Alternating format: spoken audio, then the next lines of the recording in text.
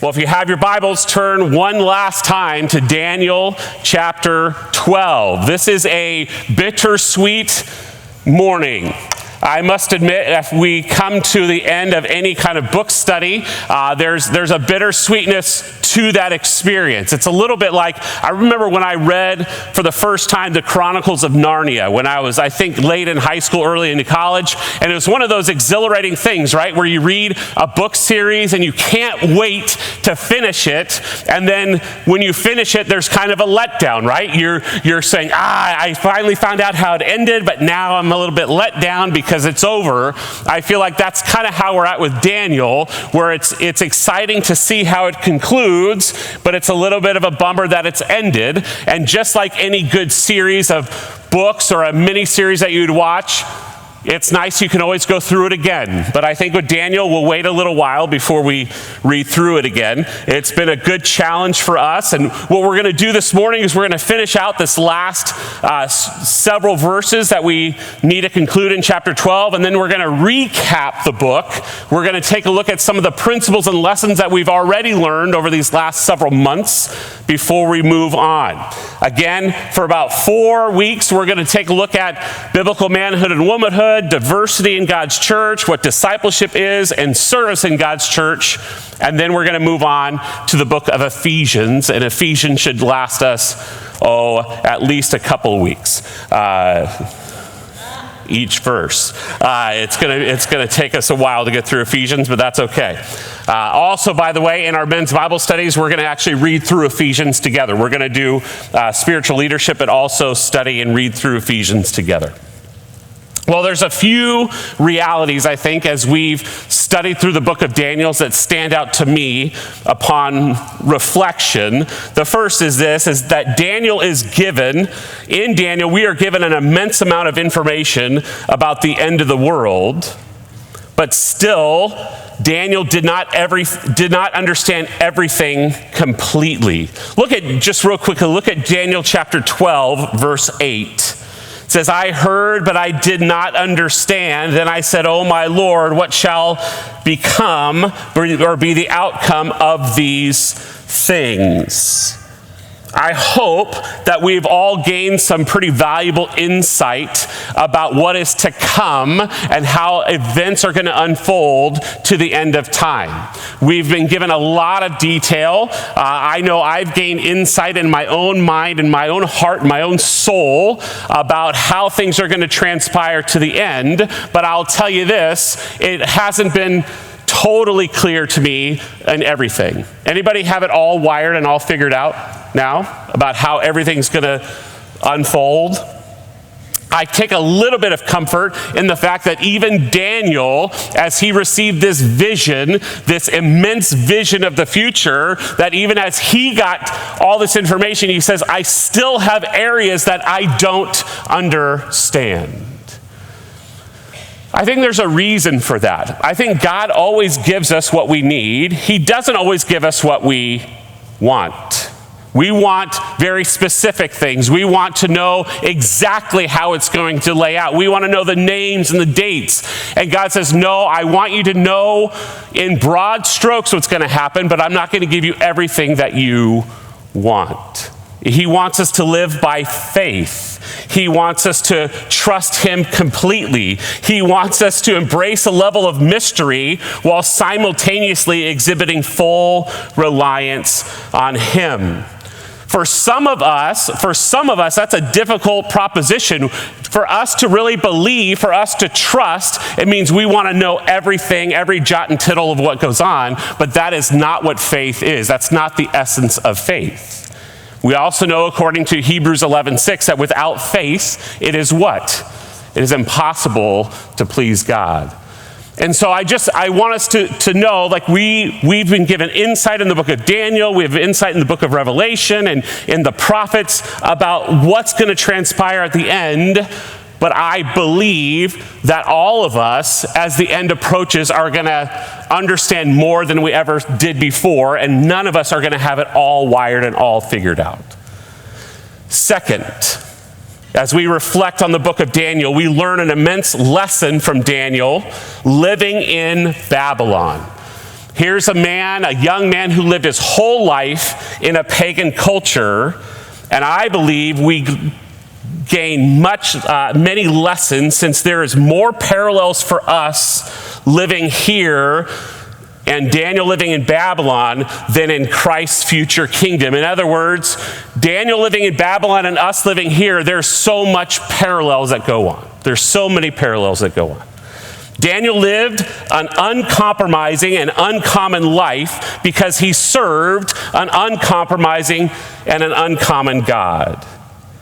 His life and that of his friends gives us principles to think through as we face similar challenges that he faced. Just think about the things that he faced are very parallel to what we face today. He lived in light of a pagan government. He had pressure all the time to capitulate his convictions. He faced pure opposition. There was a growing level of evil influences around him, and he had to stand alone in the vocational arena of his life. He had to stand alone when he was the only one often in his work life and in his private life that was standing by these convictions. Living in Babylon for Daniel did not negate his ability to thrive, but forced him to see all things through a Godward lens. If I have one hope for us as a church, is that we would begin to see life through a Godward lens, that we would see all of life through how God is sovereign in all things. And Daniel was able to put down mere pragmatism and to actively serve his God every day, since there was no status quo or upside to do so. There was no positive reinforcement for him to live a certain way. He had to stand by his convictions alone. If ever we were going to follow his lead in that, to stand up when others refuse to practice what is true when others are taking the path of least resistance, and to do so boldly when the majority is silent, now is the time. I believe our study in Daniel is for such a time as this. It's timely for us as we think through how to live in a growing pagan culture. And thirdly, before we get into the text, is Daniel's defining character quality was faithfulness, which is available to every believer. Daniel was faithful. It was the one character quality that superseded every other character quality that he possessed. He was not set apart because he was the best at interpreting dreams, although he did so. It wasn't just that he was the lion tamer, although he had that experience. It was that he was faithful. Jesus said this in Matthew 25. Jesus lauded the faithful servant in the parable of the talents. If you are faithful in much or faithful in small, you're going to be faithful in much. Proverbs 20 verse 6 says, many a man proclaims his own steadfast love. You can talk all you want, but talk is cheap. But a faithful man who can find? Faithfulness is a rare commodity. As even David said, save, O Lord, for the godly one is gone, for the faithful have vanished from among the children of men. What we need now is faithful men and women, faithful families, students, faithful servants who will do what is hard because it is right. We will stand firm in the raging current of cultural change and to love audaciously even our enemies. What we need moving forward is faithfulness, not greatness, not ability, not gifting, but we need faithful people who will stand firm in what we know is true. So let's finish out the text of Daniel 12. We're going to just finish out the last of this vision, and then we're going to recap just about 4 or 5 principles of how we should think in this time together. So if you have your Bibles again, let's look at Daniel 12, and we're going to read verses 4 down to 13. And again, if you were gone the last few weeks, you'll remember that Daniel 11 and 12 is one long vision. And the first part of that vision had to do with history in our past that took a look at the history from the time of Daniel all the way to time of Antiochus Epiphanes. Last week we took a look at the history of the world including the Antichrist and his reign and his rule, and that ended with the resurrection of the saints and judgment of the world. And here we have, starting in Daniel 12:4, the final instructions given to Daniel. And it says this, "But you, Daniel, shut up the words and seal the book until the time of the end. Many shall run to and fro, and knowledge shall increase." Then I, Daniel, looked, and behold, two others stood, one on this bank of the stream and one on that bank of the stream. And someone said to the man clothed in linen who was above the waters of the stream, "How long shall it be till the end of these wonders?" And I heard the man clothed in linen who was above the waters of the stream. He raised his right hand and his left hand toward heaven and swore by him who lives forever that it would be for a time, times, and half a time. And that when the shattering of the power of the holy people comes to an end, all these things would be finished. Verse 8, I heard, but I did not understand. Then I said, "Oh, my Lord, what shall be the outcome of these things?" And he, the man in linen, said, "Go your way, Daniel, for the words are shut up and sealed until the end, until the time of the end. Many shall purify themselves and make themselves white and be refined, but the wicked shall act wickedly, and none of the wicked shall understand, but those who are wise shall understand. And from the time that the regular burnt offering is taken away and the abomination that makes desolate is set up, there shall be 1,290 days. Blessed is he who waits and arrives at the 35 days.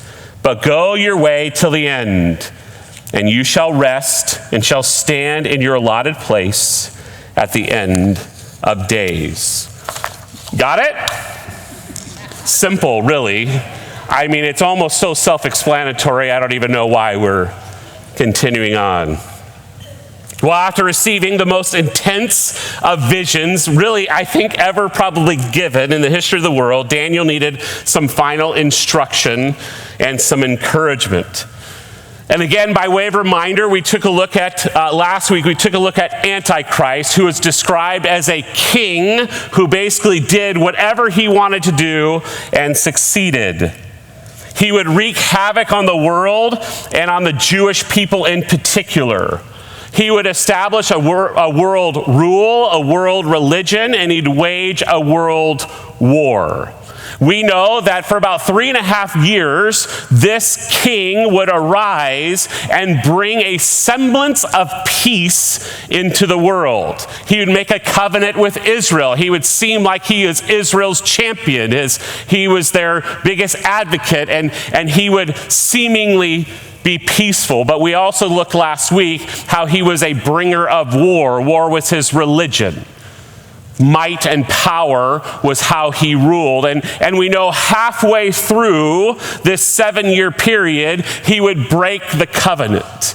He would break his covenant with Israel, and we looked last week that it would bring upon the world an amount of suffering and an amount of negative, difficult times that the world has never seen or ever known. And so that's where we've been. On hearing this, much like us, I'm sure Daniel had many questions, and Daniel got off one question in this last section. That's it. But before angels or he could ask any questions, the angels had one question, Daniel had one question. He was given a final instruction in verse 4. The final instruction that Daniel was given, we're going to take a look at the final instruction, a question of the angels, and then a question of Daniel. That's how we're going to walk through this real briefly.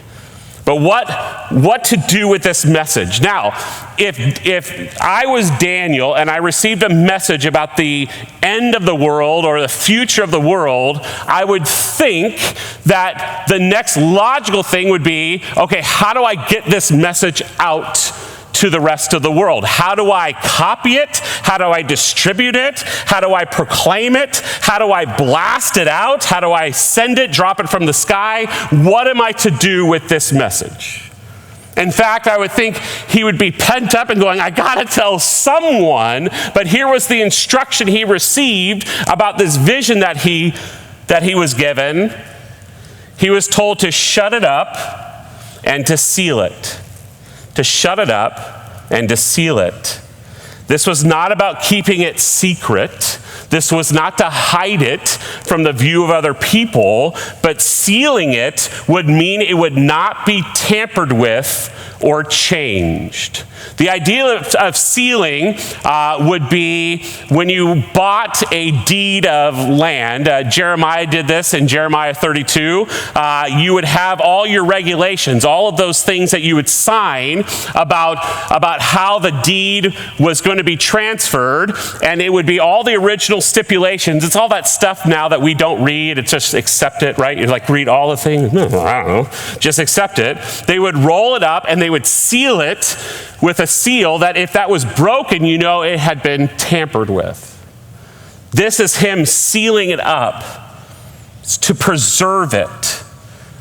And we get to glean from the prophecy as well as the book as a whole, but it actually has a different reach than even getting to us. It says, seal it up, and then look at the next phrase, until the time of the end. Now, until the time of the end has been a phrase used in this section. Look at verse 35 of Daniel 11. It says, so that they may be refined, purified, and made white until the time of the end. Look at verse 40. At the time of the end, the king of the south shall attack. Look at verse 45. Yet he shall come to his end, or the time of the end, with none to help him. He's basically saying, seal it up until the time of the end. And at the time of the end here is the last section of the time of the tribulation. Daniel's to seal this up because it is going to be valuable information for those who are alive and living during this last section of when the world is going to see horror and terror and difficulty like it has never seen before. He says people are going to go to and fro and knowledge is going to increase. It's going to be this time when I believe what's going to happen is during this last stretch of time, this last 3.5 years on the earth, that people living during that time are going to open the book of Daniel and understand it differently than we even understand it now. I actually believe right now we understood this prophecy even more than Daniel did in some ways. Why? Because we have more revelation given than Daniel had at the time he received it. We have the book of Revelation, actually. So we actually have more understanding of these things than Daniel, but there's going to be more understanding of the book of Daniel in the last swath of the time. People are going to be reading the book of Daniel while they're alive, and it's going to be like it's unfolding in their, like every day it's unfolding. They're going, oh, we know what's happening now, and we know what's going to happen next. Isn't that interesting? I can describe history to people. Have you ever done that with your kids? I've tried to describe to my kids the immense feelings and emotions I have on 9/11. Have you done that with your kids? And it's way different for me to offload that as a history lesson versus if you've been through it. Do you guys remember where you were when 9/11 happened? I see heads nodding. My kids are like, I don't know. They're like, I don't know, I read about it and it's nice. We watch all the documentaries. They're like, that's neat. Like, you guys are lame. Like, this happens. So what's going to happen at the end is there's going to be people living in the world going through this, that they're going to read the book of Daniel and say, we got it now. We actually understand it more.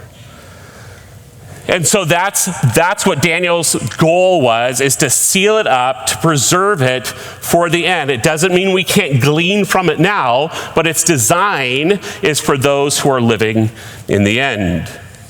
Second, look at this angelic question that was asked. So that's his final instruction. What do I do with this message? Second is this angelic question, how long? Look at verse 6 again. And someone said to the man clothed in linen who was above the waters of the stream, how long shall it be till the end of these wonders? How long shall it be to the end of these wonders? So here is Daniel now. He's received the vision, and he looks up, and on either side of the Tigris River at that point were two messengers, or two angels. And before the angels, above the waters, I don't think that means hovering above the waters, although it could be, but above the headwaters was a man dressed in linen. Now, we've been introduced to this man before in Daniel 10, verses 5 and 6. We also have a description of somebody dressed exactly like this in Revelation 1. I believe that the man dressed in linen is a pre-incarnate appearing of the Lord Jesus Christ. So here at the very end, Daniel gets to see and has a message from Jesus himself. And as Jesus is standing there, or the man dressed in linen, Daniel doesn't ask a question, but the angels ask this question. Now, it's fascinating, if you read 1 Peter 1, that 1 Peter 1 tells us that even the prophets of the Old Testament who prophesied about Jesus coming the first time didn't always understand what they were prophesying. They received a word from the Lord, they write it down, they prophesy about it to the kings or to Israel, and sometimes they're like, we're not even sure what this all means. Not only that, but even angels themselves didn't always understand what was actually going to happen. That's why when Jesus came the first time, and he was who he says he was, and he lived his life and died a death and rose again, even angels looked at that and they stood out and wondered about that. And so here you have the angels asking the question, maybe that has already been broached, but they're asking the question maybe for emphasis, but they're saying, how long?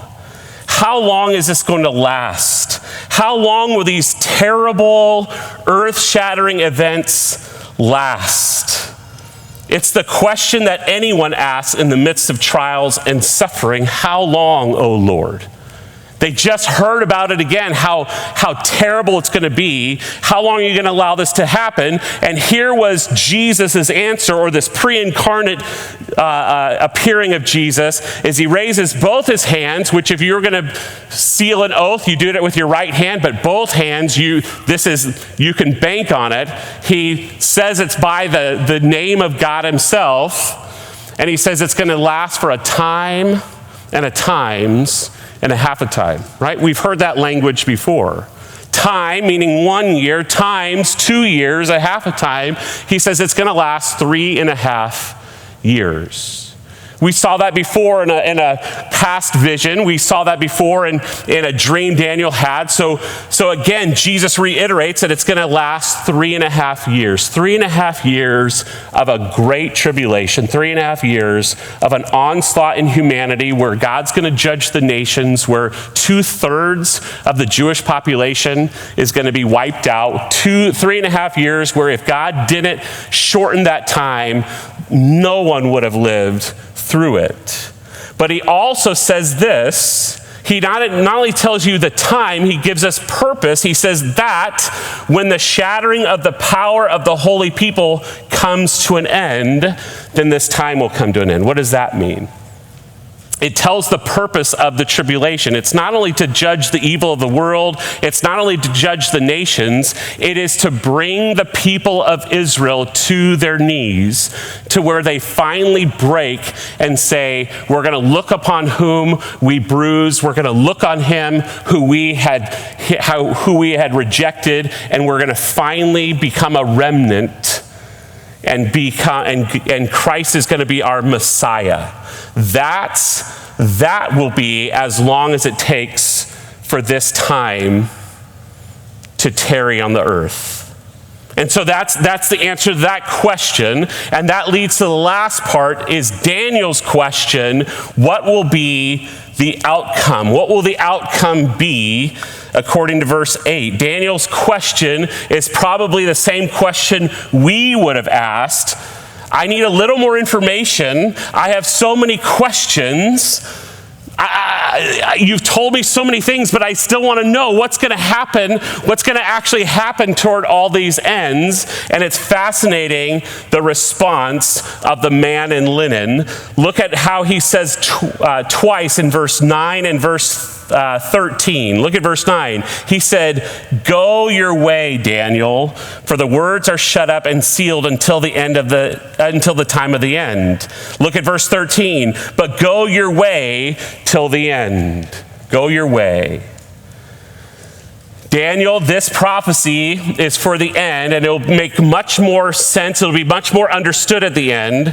So it's up to you to go and to live. Go your way, Daniel. You know, it's fascinating.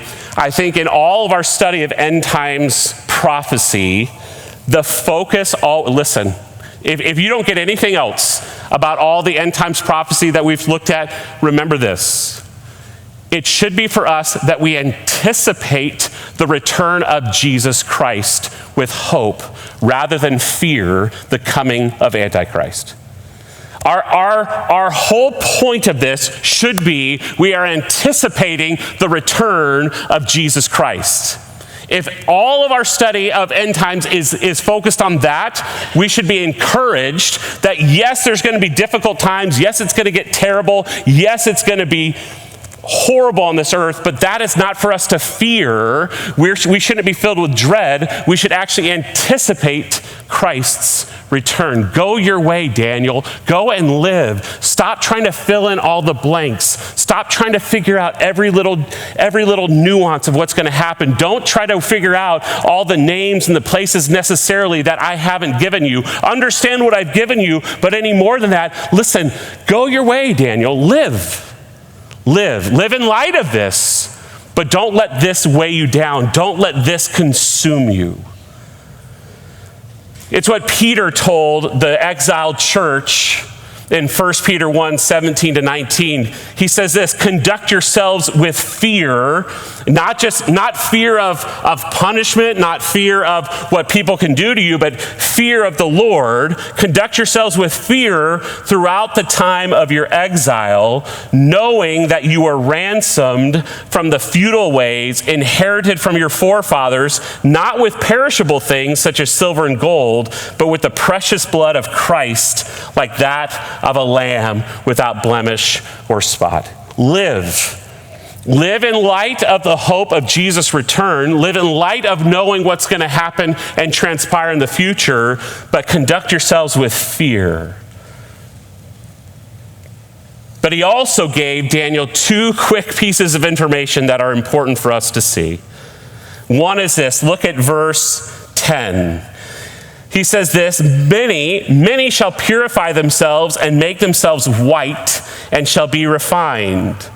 But the wicked shall act wickedly, and none of the wicked shall understand, but those who are wise shall understand. First is this, Daniel, toward the end, if you want to know how everything's going to come to pass, at the end there's going to be many who are going to hear and see. They're going to bow their knee to Jesus Christ, and they're going to be refined. They're going to be made white and pure by the work of Jesus Christ. But the sad reality is there's going to be some that even as everything's breaking apart, even as the world itself is ready to fracture, there's still going to be some in their stubbornness and sin that are going to shake their fists at the Lord, and they're going to go down with the ship saying, I have my own independence, I want to live my own life, and I'm not going to yield to the Lord Jesus Christ. That's going to be the reality of the end. It's fascinating, right? I think right now, you would think that people would be more open to the gospel than ever before. I actually believe that. I think there's going to be more people today because comfort, control, all of those things have been stripped away, that if you would think if there's any time people are going to look for answers and solutions to their deepest problems, it would be now. But what I'm finding still is people are holding on to their own sin and their own way of life even now. It only takes an act of the Lord, opening eyes, revealing sin, softening hearts. That's the only way that people can see through their wickedness. People even at the end are going to hold on to their sin, even if they know, even if they're told that there's blessings and joy on the other side, if they would only yield themselves to the Lord Jesus Christ. By the way, folks, today, listen, if you're holding on stubbornly to your sin, then you need to repent.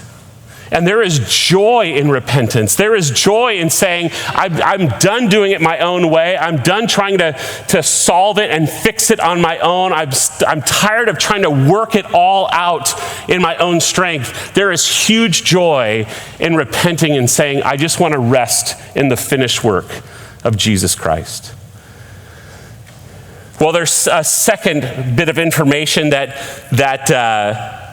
Jesus adds here, and it's one of those that I go, man, could have done without this because it's kind of difficult to understand. But he says this, he added some time to these 3.5 years. You'll notice that he says, he quotes some days, 1,290 days from the time of the regular burnt offering is taken away and the abomination that makes desolate is set up. Now, time out.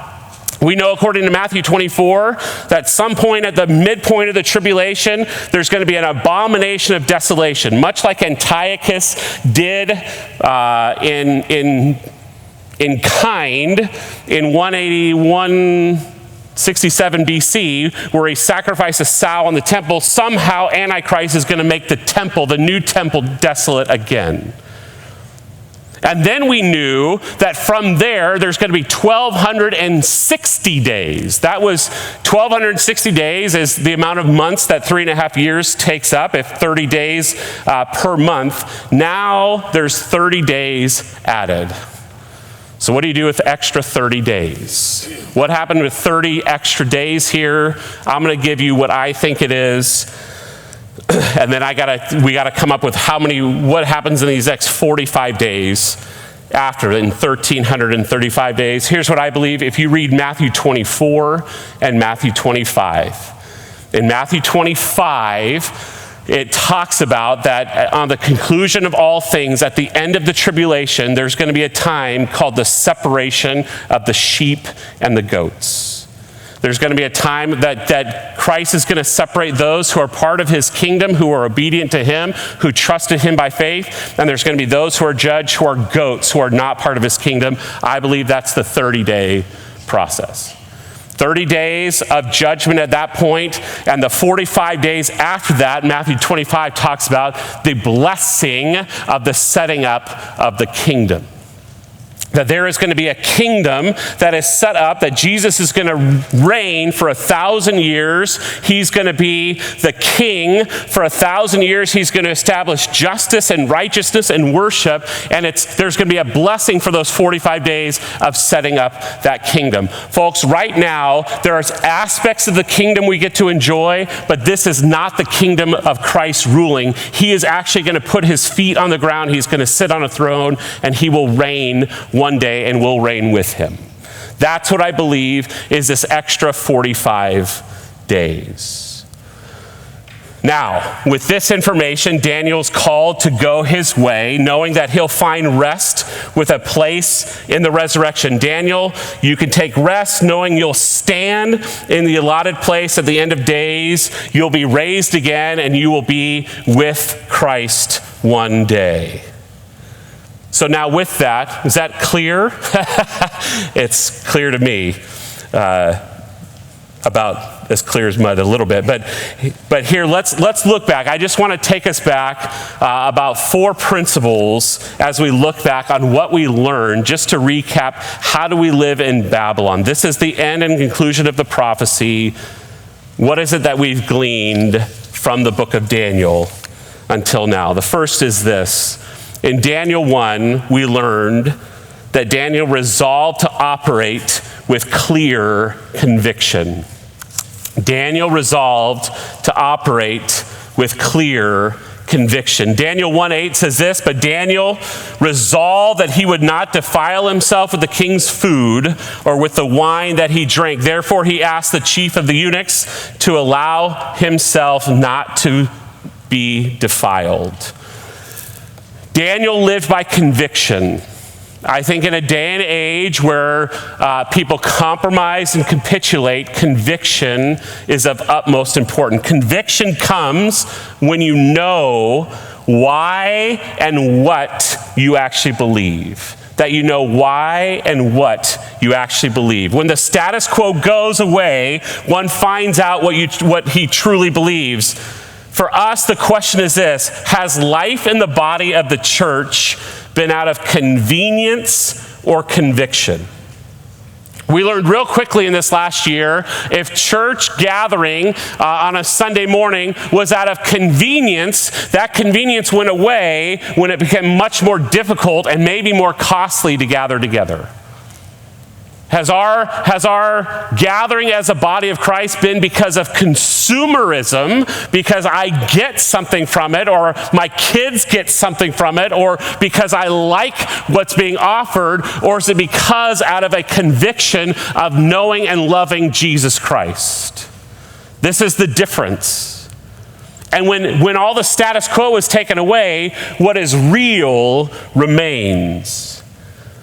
Do you see your life through the lens of a mission given by Christ, or what 1 Thessalonians 5:3 says, do you have a desire for safety and security? If our number one desire is safety and security, it's going to keep us away from the things God has called us to. Or do we view our lives through a lens of our mission for Christ? Daniel had a steely resolve as an early teenager, living by biblical principle rather than cultural comfort. We need families, men and women, young and old, to live lives with steel spines and soft hearts, to be unbending in belief yet compassionate toward others still in process. Folks, this is one of the things that I hope for my kids. I hope that my kids one day will live by conviction that they have come to a conclusion on by studying God's word. You can't fake conviction. You can fake it for a while. You can fake that you believe these things, but it comes down to when everything else is stripped away, when it becomes difficult to do that, what you really believe comes out. And I believe what's been coming out in the American church is that by and large, people were showing up because it was convenient. This is a great time. This is a great opportunity. Can I just say that all of us have to do a little inventory, a little evaluation of our own lives, of our families' lives, of how we go about, why we do the things that we do, why we spend the money that we do, why we spend the time that we do, why we spend the resources that we do. Is it because we are governed and guided by biblical conviction, or are we governed and guided by whatever whims we might have and however it serves us best? Young people, for you especially, you have to know why you believe and what you believe. Because you're going to be bombarded with people who are going to tell you all kinds of different things, and you're going to be tossed to and fro by every wind of doctrine because it just seems good, and tomorrow you're going to hear something else and that seems good, and you're going to keep pinging and bouncing instead of saying, look, we're going to stand firm and move in this direction because this is what the Bible says for us. Are we living by conviction? Are we convinced of what's true? Or are we doing what's convenient? Daniel showed us that even as a young man, even as a 13-year-old, that he lived by conviction. Second, are we going to be ruled by faith or fear? Are we going to be ruled by faith or by fear? You'll remember in Daniel 3, you'll remember Shadrach, Meshach, and Abednego, who are faced with the prospect of either bowing down to the idol that the king set up and facing death, or honoring the Lord. And you'll remember in Daniel 3:17-18, it says this: if this be so, if we're going to be consumed by fire, our God whom we serve is able to deliver us from the burning fiery furnace, and he will deliver us out of your hand, O king. But if not, be it known to you, O king, that we will not serve your gods or worship the golden image that you have set up. Fear, listen, fear is a powerful weapon, is it not? When we're afraid, we tend to cower. When we're afraid, we don't move forward. Our default setting, just without thinking, is self-preservation of ourselves and of our families. When fear is the driver in life, conviction goes out the window, as well as rational thought, logical thought, or even calm thought. When we're ruled by fear, it drives people to isolation, depression, and separation. Have we seen that in our culture? Have we seen how when you're afraid, it leads you to separate from relationships? It causes you to isolate. And do we thrive in health as people, not just physical health, but spiritual health, when we're isolated from each other? The answer is no. We are built to be together. We need each other. We need regular interaction with each other. We need to see each other face to face. We need to be reminded that there's other people out there who are dealing with the same things we are. We need to hear truth spoken face to face.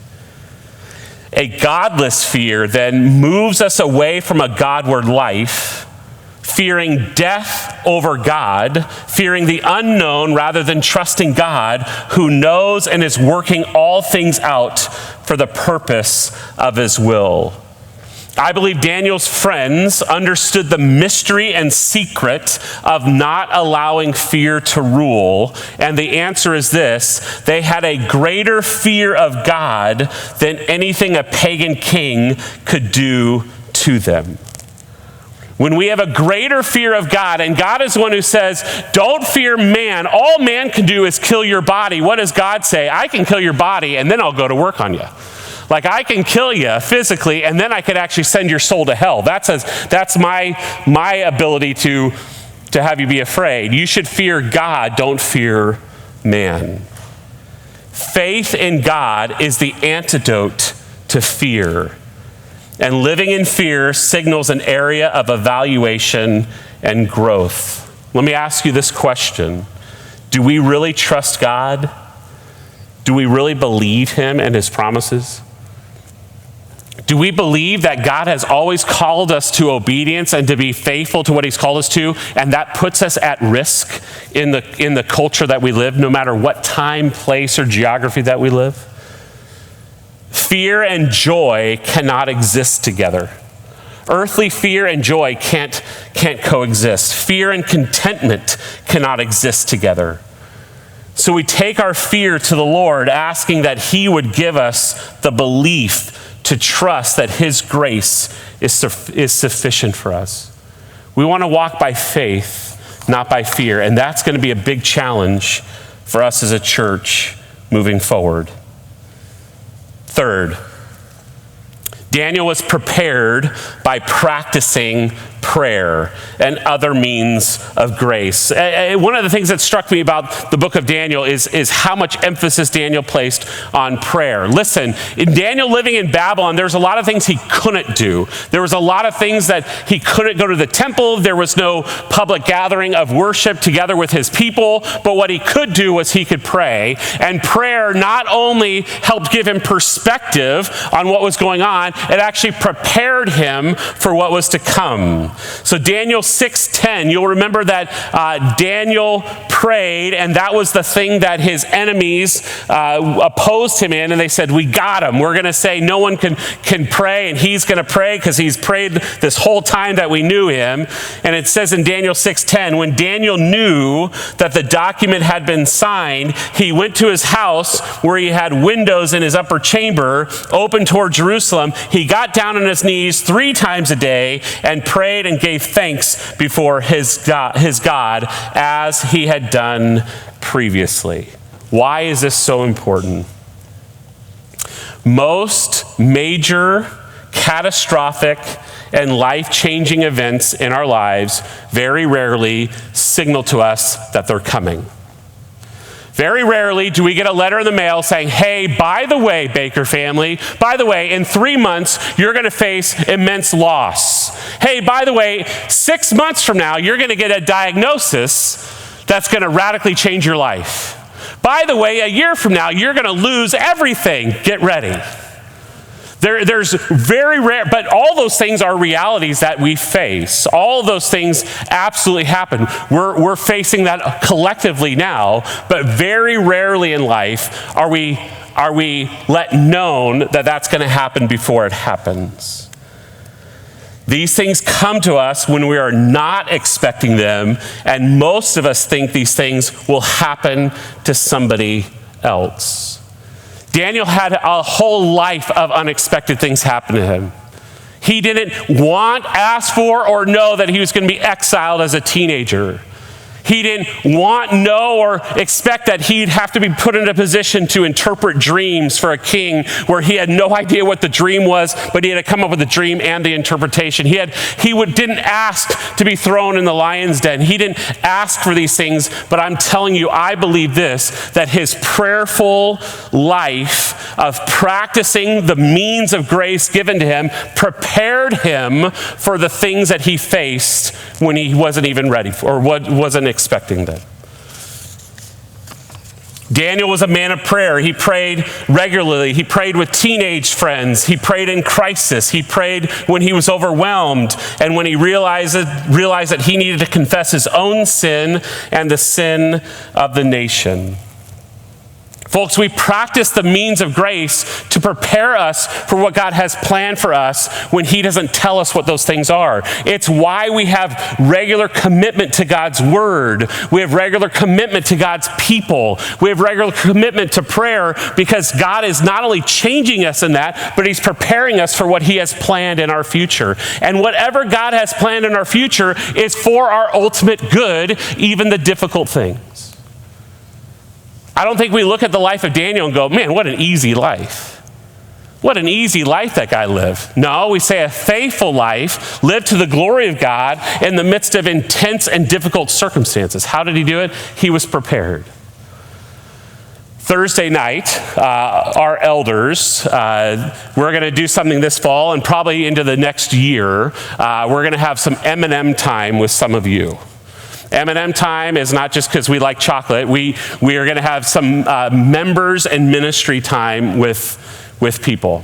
And our first M&M time was with Daniel and Lisa Smith. Now, some of you know Daniel and Lisa. They've been here for over 20 years. They became a member here after being here 26 years. Some of us date a long time before we commit. That's who they are. And but we spent some time with Daniel and Lisa Smith. If you know about Daniel's story and Lisa's story, Lisa has had multiple bouts of cancer in her life, and today she's cancer-free. And Daniel was diagnosed with the most extreme form of prostate cancer about 6 years ago. And he was given a prognosis about living about 5 years, and he's on year 6. But we also know that cancer is ravaging his body. The cancer is doing its work. It is working itself through, and we know ultimately if God doesn't intervene in a special way, that cancer is ultimately going to take his life. And so we sat and talked with Daniel and Lisa, and what struck me was Daniel recounting the story of when he sat in front of the doctor, and the doctor told him the diagnosis that would radically change the rest of his life. And he goes, Daniel, you have cancer. And Daniel said, he goes, Doc, I want you to know that I'm totally okay and at peace with that diagnosis. They said they walked into the parking lot to get to their car, and the doctor followed them out because the doctor couldn't believe that he was ready for him to go postal. Like he was just numb and like in shock, but he was really going to overreact once he got out in the parking lot. But Daniel really was calm, and the doctor couldn't believe how that could be. And Daniel said, you understand that my life has been hidden with Christ since the time I was saved, and so I'm ready for whatever God has for me, even this diagnosis. I thought, man, what a witness.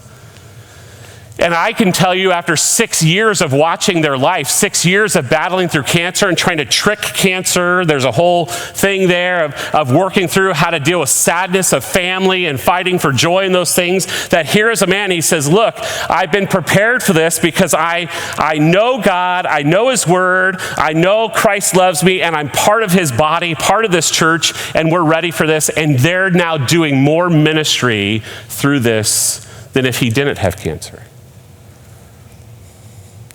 I don't know what God has prepared for us. I don't know what he has planned for us in the future, but I know that good, bad, hard, difficult, whatever it is, God is doing things to enhance ministry, to grow us and mature us, to become more like Christ. And he is doing all that, and our job is to be prepared for it. No one can prepare. There's no book you can read. There's no amount of documentaries you can watch. Either you're prepared in Christ through his word and through these practices of these disciplines, or you're not. Daniel was prepared through prayer. Daniel and Lisa Smith were prepared through their maturity and disciplines of Christ. Lastly, and this will end this way, Daniel he was settled to consistently shine in the midst of brokenness, to consistently shine. In Daniel 4:27, Daniel told King Nebuchadnezzar, therefore, O king, let my counsel be acceptable to you. Break off your sins by practicing righteousness, and your iniquities by showing mercy to the oppressed, that there may perhaps be a lengthening of your prosperity. I love Daniel 4. Daniel 4 is where Daniel lived this life with Nebuchadnezzar.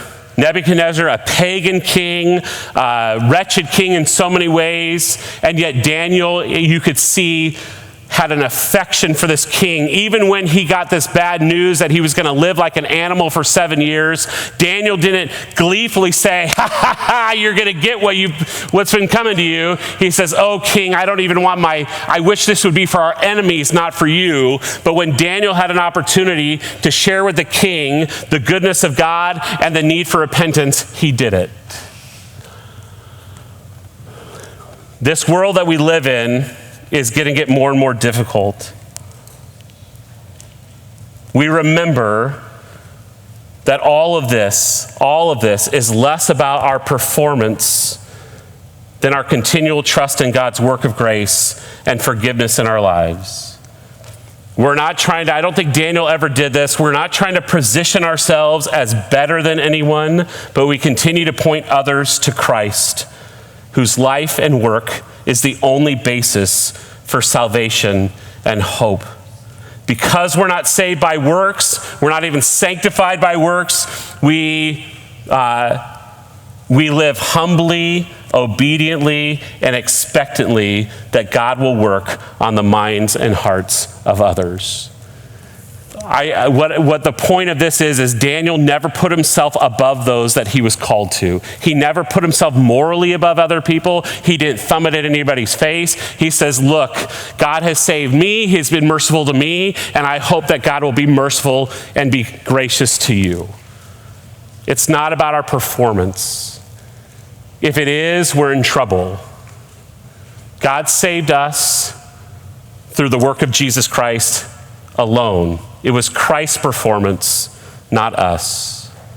So we conclude this time in Daniel, we conclude this morning, remembering that Babylon is not our home. So we settle into Babylon, but we never get too comfortable.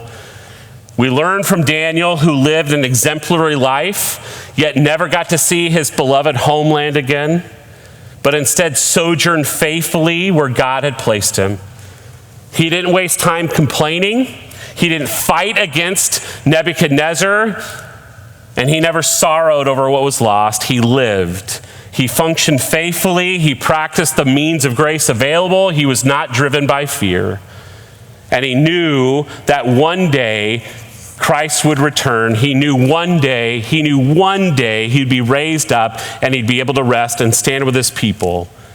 And that's the hope that we can have today. I hope it's been helpful to look at how we live an uncommon and uncompromising life because we serve an uncommon and uncompromising God. Let's pray. Father, thanks for this morning. Thanks for this study in the book of Daniel. And truth be told, some things are still difficult to understand. Some things are still not super clear as far as what the end will be, except we do know the end is sure. Thank you, Lord, that you are gracious to us, that you've given us instructions, that you gave us exactly what we need. Thank you that we don't have to bank on our performance for our standing with you. Even our own faithfulness is based on your faithfulness to us. I pray, Lord, as a church, we'd be driven and walk by conviction, that we'd be driven by faith, not fear, that we'd be prepared for whatever you have in store for us, and that we'd shine brightly in the midst of this world. May we always, always, always look to Christ and point people to Christ, not to ourselves, that we wouldn't feel morally superior, that we wouldn't lord anything over anybody else, but simply walk humbly and say, it's all about Christ and his work on our behalf on the cross. So we love you and we thank you. Thank you for this precious book that you've preserved for us. We ask these things and pray these things in Jesus' name. Amen.